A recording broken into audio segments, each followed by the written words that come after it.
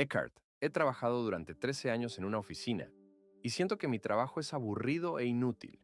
Aprendí a rendirme, pero me gustaría cambiar de trabajo y no sé a dónde postular. ¿Cómo puedo descubrir lo que me dará alegría, felicidad y una sensación de propósito? ¿Te has rendido lo suficiente? Bueno, comienza con donde estás, en lugar de intentar escapar de donde te encuentras. Siempre comienza con el momento presente. Dices que te has rendido, pero ¿te has rendido completamente?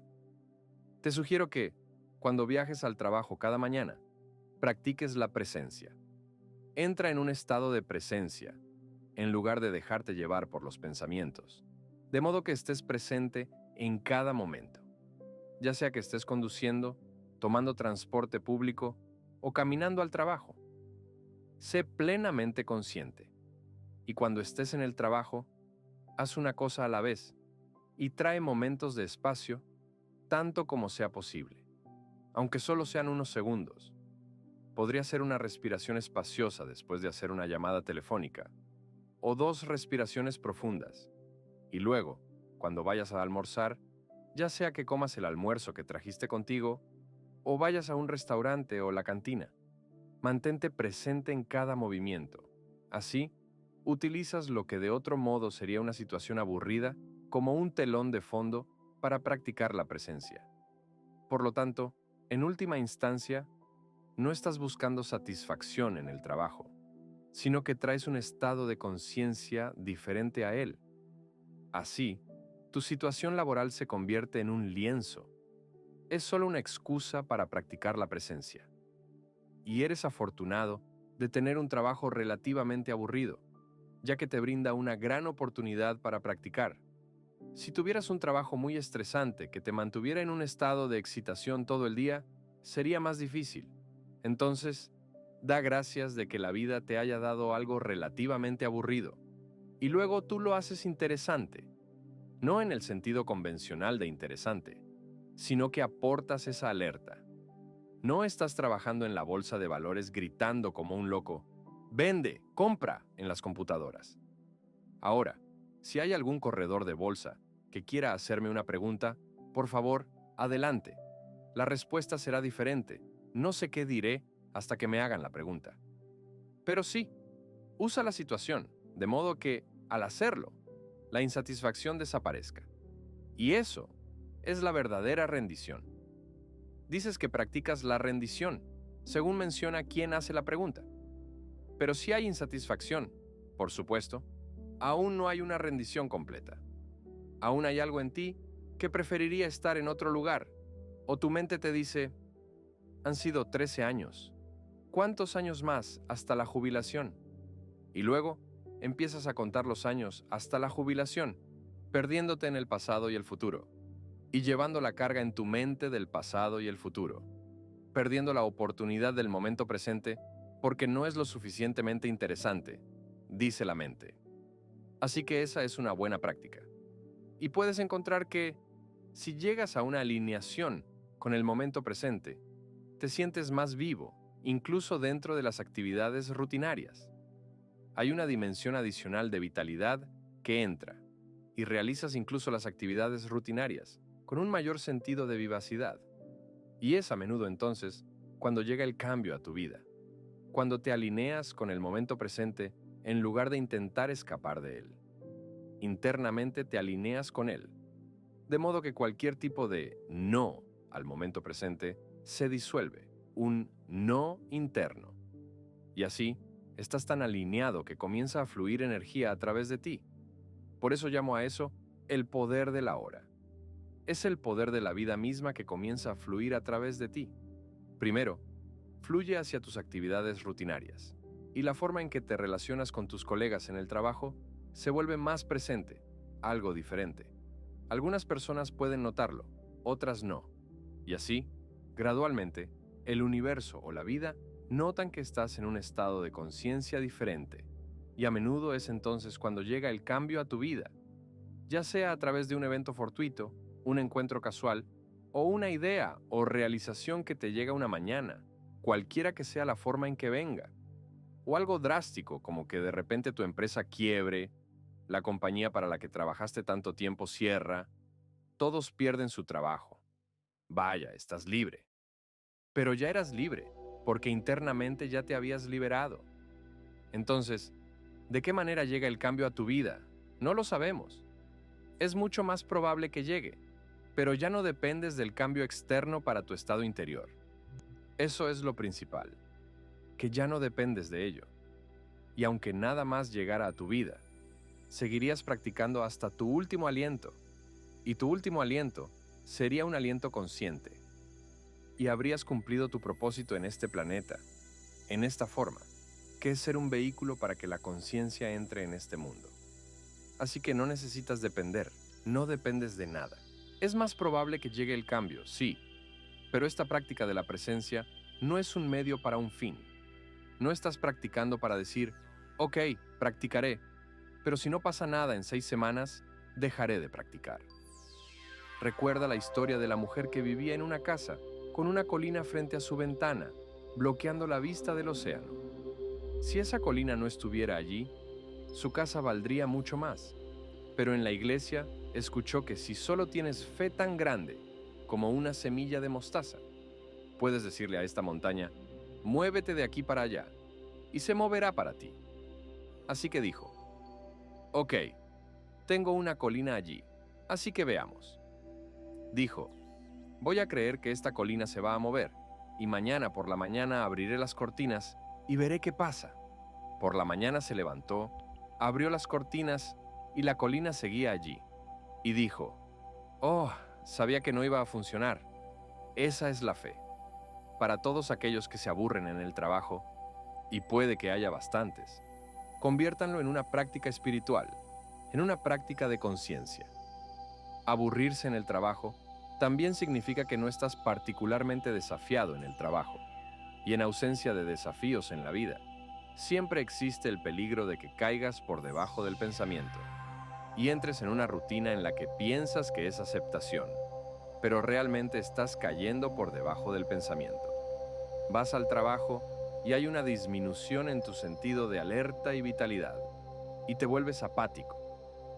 A veces ves a personas que han estado trabajando en el mismo lugar durante mucho tiempo. No es que hayan rendido o encontrado presencia, simplemente han caído por debajo del pensamiento, no han ascendido por encima. Ahora, todo esto apunta a la misma experiencia, que no es, en última instancia, negativa. Solo parece negativa cuando estás en ella, pero es parte de un propósito mayor, es parte del despertar. No para todos, no tiene por qué ser así, pero a menudo es parte del proceso de despertar. La noche oscura del alma es un término que se remonta mucho tiempo atrás, quizás al místico español San Juan de la Cruz. No estoy seguro si se origina en él, pero es un término antiguo que describe algo que, como parece indicar quien hizo la pregunta, está sucediendo en este momento. La noche oscura del alma, y sí, yo también la he experimentado, es un término utilizado para describir lo que podría llamarse un colapso del significado percibido en la vida, una irrupción en tu vida de un profundo sentimiento de falta de sentido. El estado interior, en algunos casos, es muy cercano a la depresión. A menudo, la noche oscura del alma está relacionada con lo que convencionalmente se llama depresión, pero es básicamente una sensación de vacío o falta de sentido. Nada tiene sentido ya. No hay propósito en nada. Y a veces es desencadenada por algún evento externo, algún desastre, tal vez a nivel externo más que interno. La muerte de alguien cercano podría desencadenarlo, especialmente si se trata de una muerte prematura. Por ejemplo, si muere tu hijo o si habías construido tu vida y le habías dado un significado, y el significado que le habías dado a tu vida. Esto es de lo que trata mi vida, tus actividades, tus logros, hacia dónde te diriges. Lo que se considera importante, de repente colapsa. Como dije, puede suceder si ocurre algo que ya no puedes explicar, algún desastre que parece invalidar el significado que tu vida tenía antes. Y lo que colapsa entonces es todo el marco conceptual de tu vida, el significado que tu mente le había dado. Y eso resulta en una sensación de oscuridad, un lugar oscuro. Pero las personas han pasado por eso. Han estado en ese lugar oscuro por un tiempo y luego emergen de él. Existe la posibilidad de que emerjas de eso. Puedes salir de eso hacia un estado de conciencia transformado, donde la vida vuelve a tener significado, pero ya no es un significado conceptual que puedas necesariamente explicar. A menudo es desde la noche oscura del alma, no siempre, pero con frecuencia, que las personas despiertan de su sentido conceptual de la realidad, que ha colapsado. Despiertan hacia algo más profundo que ya no se basa en conceptos en tu mente, un sentido más profundo de propósito o de conexión con una vida más grande que no depende de explicaciones o de algo conceptual. Es una especie de renacimiento, y la noche oscura del alma es una especie de muerte que experimentas. Lo que muere en la noche oscura del alma es el sentido egoico de sí mismo. Y por supuesto, la muerte siempre es dolorosa, pero nada real ha muerto allí, solo una identidad ilusoria. Ahora, probablemente sea el caso de que algunas personas que han pasado por esta transformación han atravesado la noche oscura del alma y descubrieron que de ella surgió un nuevo yo, que no era un yo conceptual, sino un ser más profundo. La conciencia despierta. Y de alguna manera, mirando hacia atrás, se dan cuenta de que tenían que pasar por eso. No todos, por supuesto, tienen que pasar por eso, pero algunos sí. Y hasta en algunas tradiciones espirituales intentan recrear la experiencia de la noche oscura del alma para provocar un despertar espiritual. Eso probablemente formaba parte de las llamadas escuelas de misterios de la antigua Grecia y Egipto, que estaban diseñadas y que incluso sobrevivieron hasta tiempos romanos, con rituales y demás. No sabemos mucho sobre ellas porque se mantenían en secreto. No se escribió mucho al respecto. En una de estas tradiciones, pasabas un periodo prolongado de tiempo en la oscuridad, a veces incluso en un lugar parecido a un ataúd, en completo aislamiento y oscuridad. Ese es un intento, diría yo, por parte de alguien que ha pasado por la noche oscura del alma, de recrear la experiencia de ella de una manera más artificial, de realmente experimentar esa oscuridad absoluta donde las cosas se desmoronan.